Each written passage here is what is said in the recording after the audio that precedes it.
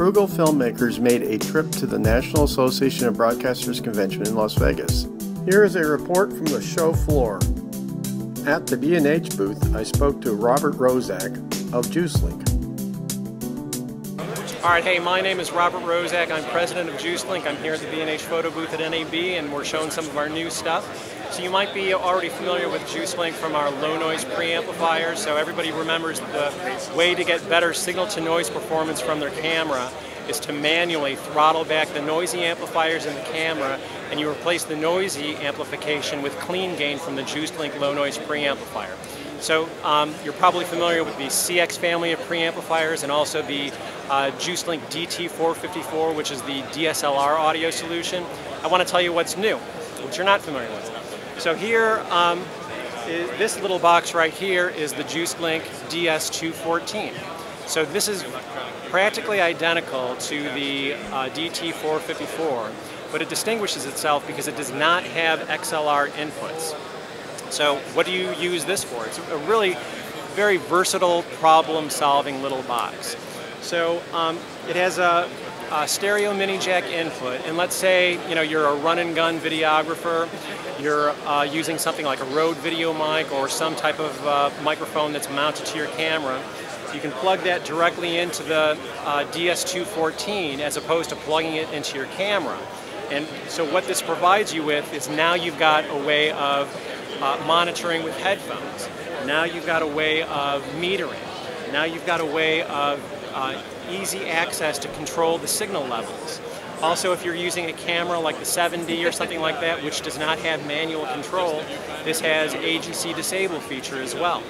So that's one of the uses for the DS214. Another use is if you're trying to shoot dual system sound. Let's say you're using something like a Zoom H4n and you wanted to use dual system sound audio. What some people will do is take the headphone output and plug that into the microphone input of your camera. But now you don't have a headphone. You've got no convenient way of setting the signal levels. You've got no way of metering what's actually going into the camera.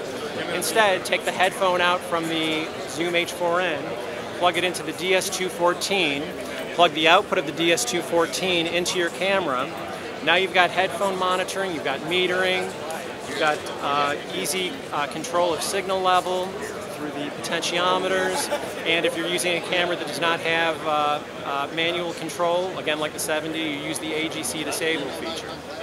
Another real neat thing that you can do with the DS214, let's say you're not even using DSLR cameras yet, you're using an old handy cam and maybe a passive XLR adapter like something from Beach-Tech. And you're not getting great signal to noise performance because you don't have a low noise preamplifier. What you can do is you can take the output from the passive XLR adapter, run it through the DS214, which is also a low noise preamplifier. Now you can throttle back the noisy amplifiers in the camera and get better signal to noise performance with metering and headphone monitoring. So that's our new audio product that we're showing. Let me show you some of our new bracket products. Tell you about this. So this is the DIY 101. And there are solutions out on the market today for mounting stuff to your camera, but what I'm all about is trying to design through engineering, designing out the cost drivers from these products, because there's no reason these products should be as expensive as they are if you design the cost out and you're thinking about that up front. So here's a way. It's got multiple mounting points where you can mount tons of accessories to your camera. And it's a little bit less than $120. Great price point. It's made of solid extruded aluminum bar stock, so it's very, very sturdy. And I'm also coming out with some more accessories for it.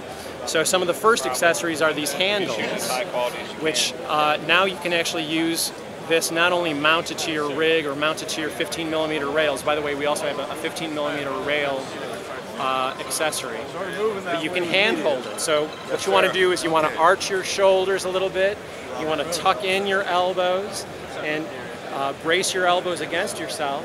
Now you've got a nice inexpensive platform for hand holding your DSLR and getting much better stabilization. You've raised up the camera so it's at your face level. You also have your hands separated for good lateral stability. And here's a great inexpensive option. Here's another thing that you can do.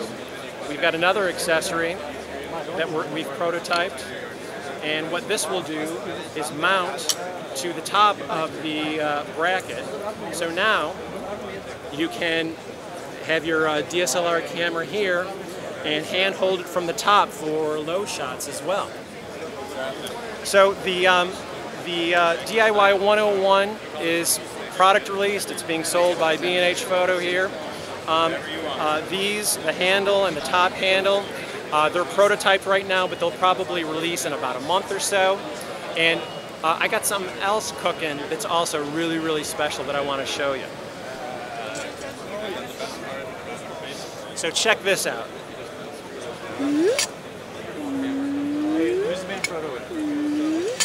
So again, this is all about designing out the cost drivers from systems. So if you want a very inexpensive slider, this is my prototype of this design. So where I add value is in the bar mounts and in the trolley. And where I don't really add value is in the bars.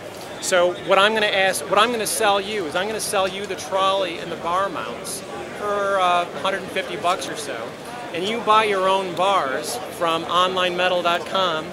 It usually costs about a buck a foot or so, and build yourself a slider of whatever length that you want. If you want a 3-foot slider, if you want a 4-foot slider, if you want an 8-foot slider, and this is not just a slider that you get that you've seen from other inexpensive suppliers.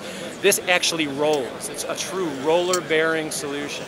So this is the first prototype of it. It'll probably be released in about 2 months, and a very, very inexpensive, cost-effective way and solution for the DSLR filmmaker. Thank you very much, and also make sure you subscribe to the JuicedLink blog, because we're giving away a Canon 5D Mark II on the blog right now.